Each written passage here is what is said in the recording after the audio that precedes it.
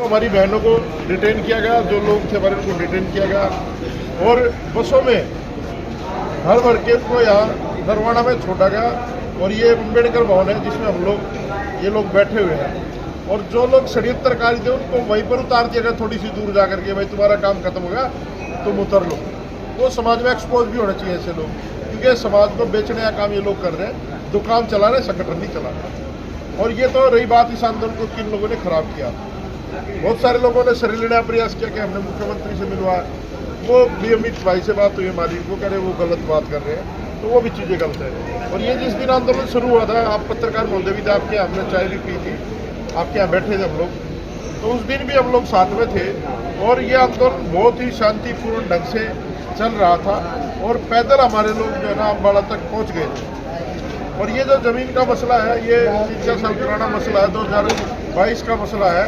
जो ज़मीन ग्राम सभा की नहीं है, वो भारत इसकी हरियाणा गवर्नमेंट की ज़मीन थी और जो हमारे लोगों को दी गई थी कि भाई तुम यहाँ पर अम्बेडकर बाबा साहब के नाम से भवन बना लेना। लेकिन अब वहाँ के सरपंच ने, मौजूदा ने एक षड्यंत्र के माध्यम से उस जमीन को रेवेन्यू डिपार्टमेंट में ट्रांसफर करवाया पहले, और फिर बिना किसी सरकारी डॉक्यूमेंट के, मैं विधायक रहा हूँ, मंत्री रहा हूँ, अगर आप कोई भी फंड एलोकेट करते हो ना, एक तो डिस्प्यूट लैंड नहीं होनी चाहिए, दूसरा वो लैंड आइडेंटिफाई होनी चाहिए कि खसरा नंबर क्या है, उसका किला नंबर क्या है, ये जो राशि है, जो वो टैक्स का पैसा है, ये कहाँ पर लगेगा। वो कोई इस तरह का डॉक्यूमेंट उनके पास नहीं था। जब यहाँ के लोगों ने, उजाड़ा के लोगों ने उनसे सवाल जवाब किए तो उनके पास किसी तरह का कोई जवाब नहीं था। और फिर जब इन लोगों ने प्रशासनिक अधिकारियों से बात की तो उनसे भी जो कोई डॉक्यूमेंट देखा, जो भी इन्होंने वकील साहब ने भी बताई बात, उनमें भी कोई आइडेंटिफाई नहीं है ज़मीन, एक ही ज़मीन के लिए फंड दिया गया। ये तो वैसे ही क्रिमिनल प्रोसीजर है, सरकारी पैसे का दुरुपयोग करना, ये भी क्रिमिनल की उपाधि में आता है। तो ये जो मूवमेंट है, इसको रोकने के लिए सारे षड्यंत्र हुए। मैं सलूट करता हूँ माताओं बहनों को कि वो बड़ी शांति से 200-250 किलोमीटर तक पैदल भी गई और अपनी बात को प्रशासन क्या पूरी दुनिया में पहुँचाने का काम किया। ये जो आप यूट्यूबर से मैं थैंक यू करता हूँ, आप लोग आप पूरी दुनिया में जब ये गूगल पे चली जाती है चीज़ें तो पूरी दुनिया देखती है।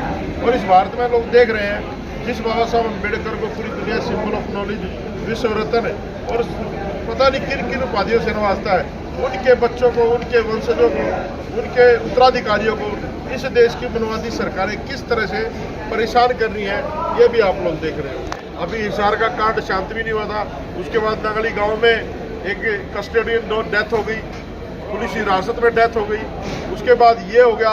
मतलब सिलसिलेवार जैसे एक लड़ी सी लगा दी हो हमारे लोगों पर अत्याचार की, वो हरियाणा में हो रहा है। और हरियाणा छोड़िए, राजस्थान में अभी एक सरकारी स्कूल की छत गिर गई, उसमें 7 बच्चे मर गए। उनमें कौन बच्चे पढ़ते हैं? हमारे ही बच्चे पढ़ते। एक तरफ तो स्कूल बंद कर रहे हैं और जो खराब है उनके नीचे बिठाया जा रहा है ताकि ये दब के कुचल के मर जाए ये लोग। तो ये लोग चाहते क्या है?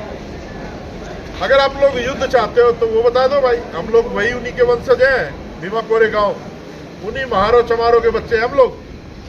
इतने सारी पेशवाओं की सेना का रहा था, हम लोग मरने मारने से नहीं डरते, लेकिन हम इसलिए अपना आंदोलन शांतिपूर्ण करते हैं क्योंकि इस देश का संविधान हमारे बाप बाबा साहब अम्बेडकर ने बनाया। इस देश का राष्ट्रपिता बाबा साहब अम्बेडकर है और हम उस संविधान को मानने वाले हैं जो हमारे बाप ने बनाया। और जो उस संविधान की बदौलत इस देश में डेमोक्रेसी है, चाहे वो प्रधानमंत्री हो, चाहे मुख्यमंत्री हो, चाहे विधायक हो, चाहे अफसर हो, वो बाबा साहब अम्बेडकर की बदौलत है। वो भूल गए उसका शान। और मैं तो उन मनवादी ताकतों को भी कहता हूँ, उन स्वर्ण समाज के लोगों को भी कहता हूँ, जो एंटीना वाले लोग हैं, जो बिना धागा कान में टांगे पेशाब तक नहीं कर सकते, वो हमसे लड़ने की औकात की बात करते हैं। जिस दिन हमारे से लड़ना आ जाओ, दिन दर का जाओ, हम लोग लड़ने के तैयार हैं। हम लोग मरने के से नहीं डरते, लेकिन हम लोग डरते हैं तो सिर्फ और संविधान का उल्लंघन करने से, क्योंकि वो हमारे बाप ने बनाया है और हमारे अंदर इतने संस्कार हैं कि हम लोग कोई भी लड़ाई संवैधानिक ढंग से लड़ सकें। संदीप जी, जिस प्रकार से कल जो है महिलाओं को डिटेन किया गया और रात के अंधेरे में उनको छोड़ा गया, तो आपके एडवोकेट की भाषा में क्या कहेंगे पुलिस प्रशासन को? देखिए, ह्यूमन राइट्स का वायलेशन है ये ना, टोटली ह्यूमन राइट्स का वायलेशन है। उन पुलिस वालों के खिलाफ तो मुकदमा दर्ज होना चाहिए।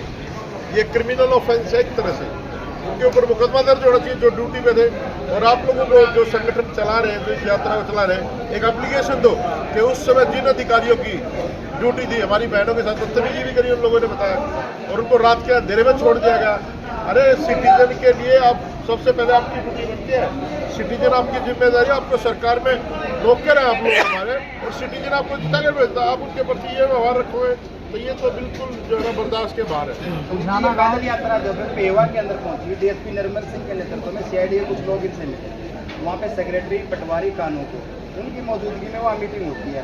उस मीटिंग के अंदर ये सभी अधिकारी ये कहते हैं कि इनकी मांग जो है वो जायज़ है, लेकिन फिर भी सरकार के कानों में चुन नहीं रहे कि इन लोगों को क्यों नहीं दी जा रही। जब अधिकारी बोल रहे हैं कि ये जायज़ है तो आप क्या मानते हैं, कहाँ रोड अटका हुआ है? देखिए, जो लोग नाजायज तरीके से सरकार में बैठे, कल सदन में आपने देखा, संसद में प्रधानमंत्री भाग गया, वोट चोरी करने पर ईवीएम के माध्यम से, ये नाजायज तरीके से लोग बैठे हैं, इनको जायज बातें समझ में नहीं आती, और जब इनके कान पे ये जनता का थप्पड़ लगेगा वोट के रूप में, जब इनके समझ में आएगा कि सरकारें चलती कैसे और बढ़ती कैसे। उजाना गांव के कुछ लोगों ने कहा है कि अगर इस मामले में बाहर का कोई व्यक्ति आया तो हम सहन नहीं करेंगे, क्या कहना चाहेंगे ऐसे लोगों को? देखिए, इस देश में जितने ही बाबा साहब के मानने वाले लोग हैं वो इस आंदोलन को सपोर्ट कर रहे हैं। हम लोग, मैं सोनीपत से हूँ बेसिकली, दिल्ली से मैं आया हूँ, हमारा तो कोई विरोध नहीं किया।